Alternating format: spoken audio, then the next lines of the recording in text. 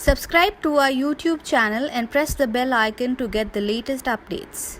Welcome to Paradigm Law. This class is about quantitative techniques for CLAT. We're going to discuss about bar graphs in this class. So firstly, this is an example of what a bar graph would look like, right? So here we have a couple of categories: business, education, work, marriage, and moved with households. This bar graph is telling us some information about migration to Bengaluru, and it's in percentages and it's having different categories. Now, when you look at this, you must try and know how it is being plotted, right? So let's look at that.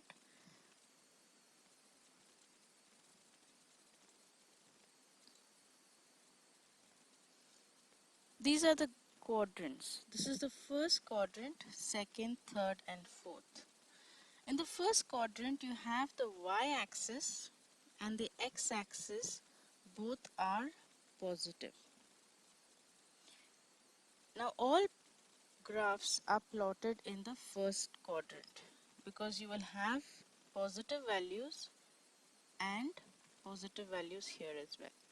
At any point, if you have a negative value coming in, for example, if the data on the y-axis is negative, then you go on to the second bar graph. Here the y-axis will be negative, whereas the x would be positive. But when it comes to these exams, competitive exams, we are only looking at the first quadrant where both x and y have positive values.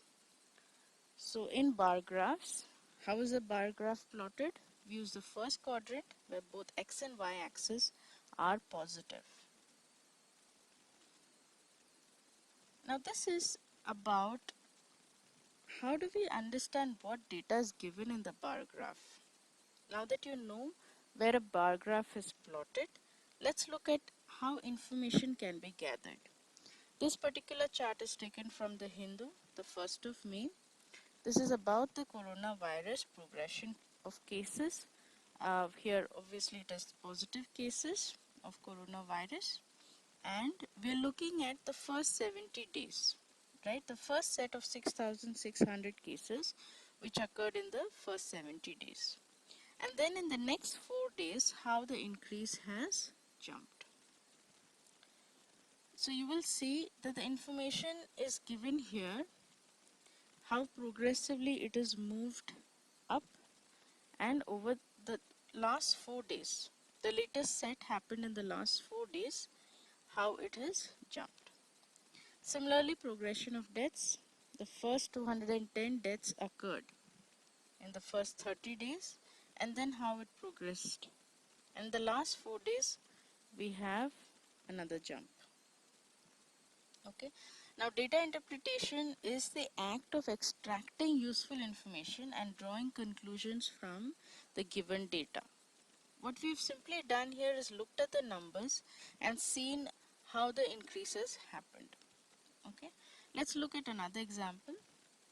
This is from the Hindu, April 17th. We are looking at ICMR status check of COVID-19 cases in India. So this is about new cases in the last 15 days, okay, and how it has progressed. If I were to draw a line, I would say we had a peak here and then a downward spiral. This is only about the 15 days in April. So you have your cases plotted here and the numbers. So here it would be around more than 250 but less than 500. Here we have touched 500 and gone a little above that, and so on. Okay.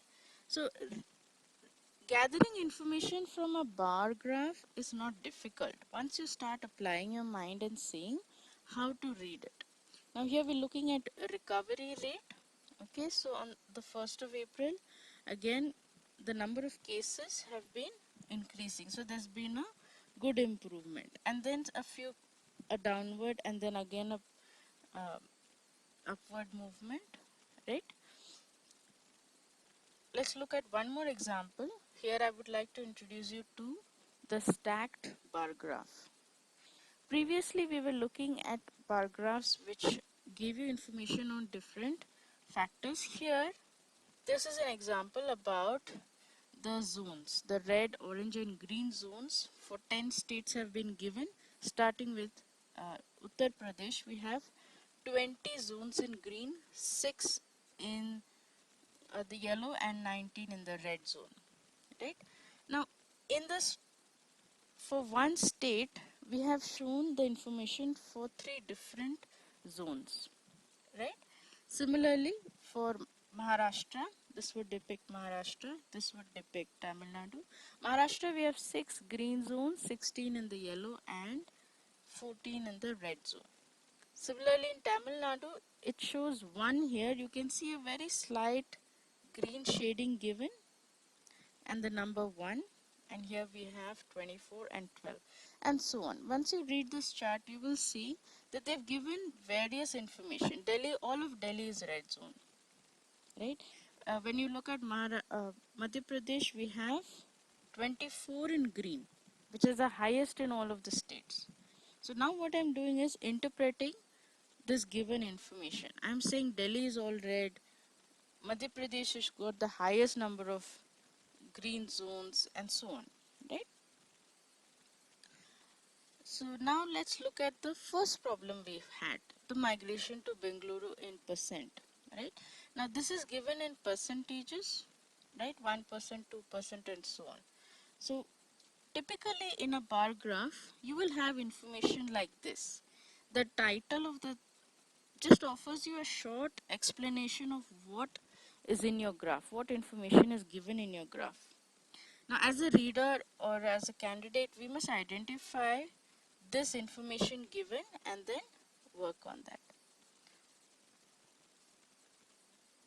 So here we have this chart giving us information about migration, of people migrating. And what people are they? We have the legend. Legend is nothing but the, the information given here. This is like a code. Okay. And we have males in red and females in green. So here we have 5 categories. So if I say for business purpose, we have 4% of men traveling or migrating to Bengaluru compared to 1% of women. Subscribe to our YouTube channel and press the bell icon to get the latest updates.